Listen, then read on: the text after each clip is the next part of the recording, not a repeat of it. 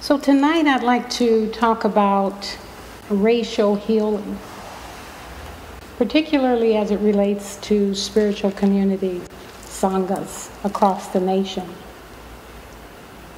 The Buddha talks about three jewels. Talks about the Buddha, which is our own Buddha nature of understanding that through direct experience we can wake up to Buddha nature.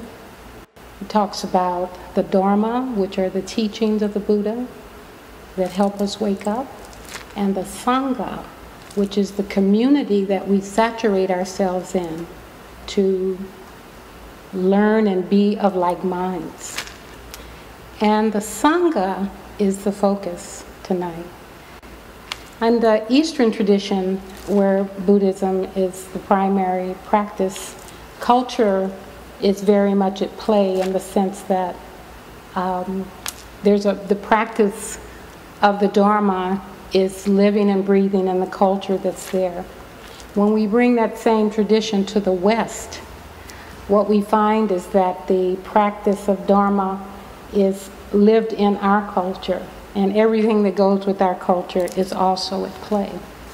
So there's a lot of divisions. Division's not all bad, but I want to focus on the racial one. Ask me why.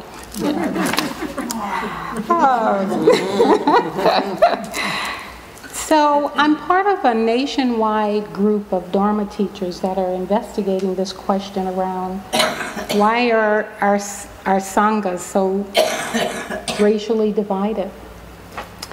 And I've been practicing for 20 years now, and I've gone to so many different sanghas, and I'm oftentimes the only one. You hear that story.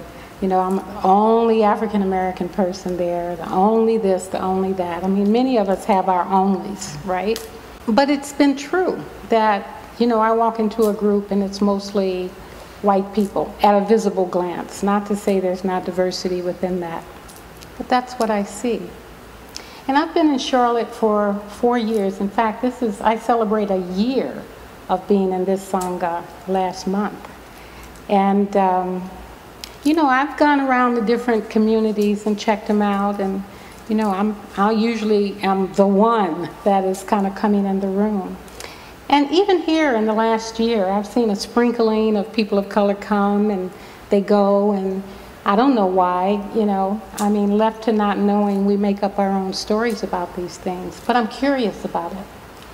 So one thing we want to look at is Sangha as family, Sangha as community, and what it means to us. It means something different to each of us.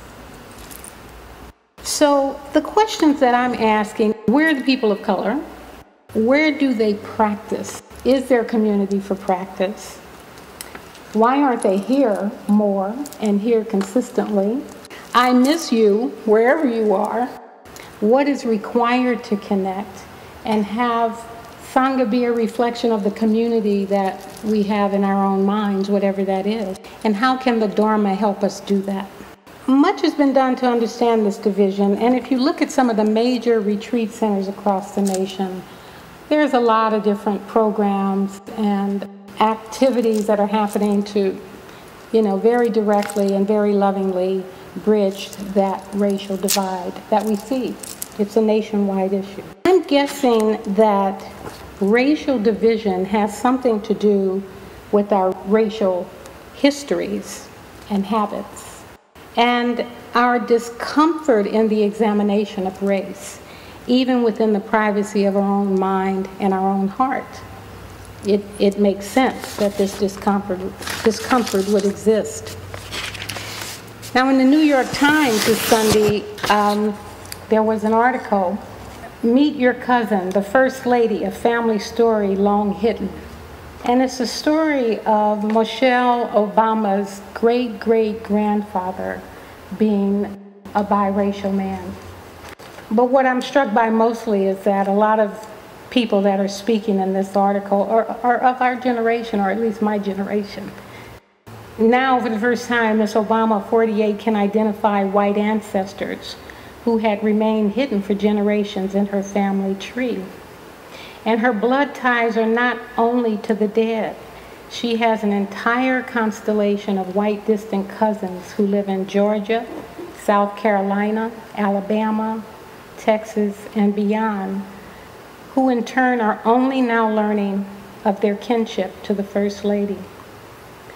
And it goes on to talk about these relatives. They're blue-collar people that are ordinary people that are working in the community, serving the community, and doing all of these wonderful things. It goes on to say that through DNA, Dolphus T. Shields was the First Lady's maternal great-great-grandfather. His identity was that of his mother, Melvina, who was a teenager, 15, when she gave birth to him. Melvina was not a privileged house slave. She was illiterate and no stranger to laboring in the fields. And she had many other biracial children.